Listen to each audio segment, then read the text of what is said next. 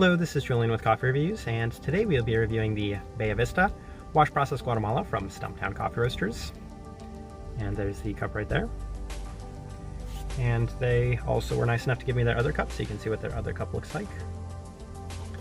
Alright, Stumptown, based out of Portland, Oregon, and if this video is being released, then it's a pretty good indicator that you guys were a fan of our single cup Portland review series, as this is a 6th and bonus video that I initially did not plan on recording or releasing, so I guess we'll see how this video series turned out.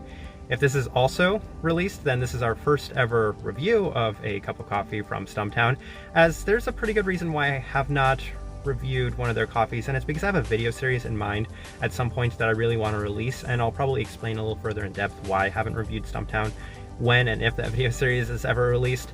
But Stumptown, they're a coffee roaster I have pretty extensive familiarity with, as this location that I went to just south of Burnside off of 3rd is the first ever location I went to 10 years ago, and this is only my second time ever going to that location. Now, the extensive history I have with them comes from the fact that they had a location in Seattle off 12th and Madison that for many years I was going to pretty regularly, trying a lot of their offerings.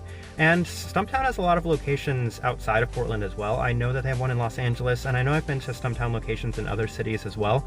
So it's pretty easy to get your hands on their coffee. They're in a lot of stores these days as well. They've become huge ever since they first kind of burst onto the coffee scene, and they're one of the biggest pioneers in the name of coffee as a whole. So it is kind of surprising I haven't gotten around to reviewing them, but again, we'll get into that a little later in another video.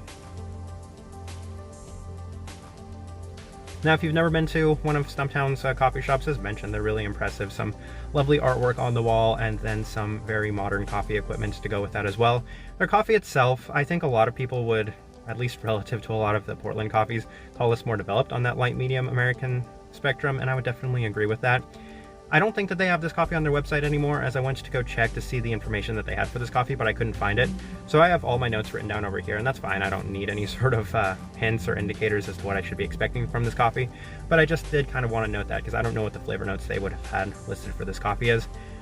But I'll go ahead and start discussing this coffee itself and kind of give you my thoughts and impressions of it. So my first experience with this coffee was, basically it tastes like a really watered down, nutty black tea with a very slight bit of this kind of citric lemon to it, as well as a very slight bit of stone fruit as well. But for the most part, it's really heavy in that kind of strong nuttiness, and that's not too surprising. I mean, this is a Central American coffee, and what you get when you go to Stumptown is they have one drip option, which is the way a lot of Portland coffee shops used to be. You get one option and that's basically it. And I don't know if this would have necessarily been my first choice, but I think it's a good coffee to kind of explain Stumptown's coffees in general. So that was basically my first impression of this coffee, a little muted, and I'm gonna go ahead and put up the tasting wheel right now so you can kind of see what I was getting. And I really like the way that this tasting wheel looks, because I think it will kind of explain the differences between Stumptown and some of the other coffee roasters here in Portland. So I know we only have one level 4, and level 4 is the saltiness. And as mentioned, the most dominant characteristic for me is this pretty strong nuttiness, which I would probably describe most as cashews. Now, anything else, I think we will go and start discussing the level 2s, because I think the level 2s are very important, most notably the sweetness. This coffee feels a little muted, a little toned down, especially relative to a lot more of the flavorful cups of coffee I've had in Portland to this point. And then the florals, spice, they're there, but they're slight, so they definitely just fight that level 2. But the body was the other kind of important level 2 that I really wanted to discuss. As mentioned, this has got more of a tea-like body, which I was not necessarily expecting, given that this is a washed Central American coffee.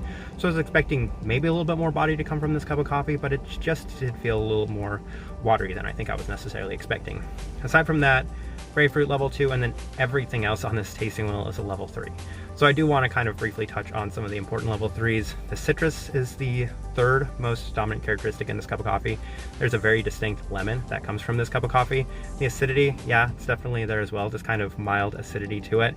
And then the stone fruit, I know I was a little generous, it's on the lower side of the level 3, but it's kind of the fourth component that you're getting most from this cup of coffee. It's faint, it's in the finish, it's there, it's not the most pronounced thing, but this coffee as a whole is a little bit more on the tame side. So something that might have a little bit more subtle of a nuance, it'll score a little higher just because the coffee in general wasn't necessarily the most flavorful thing to begin with.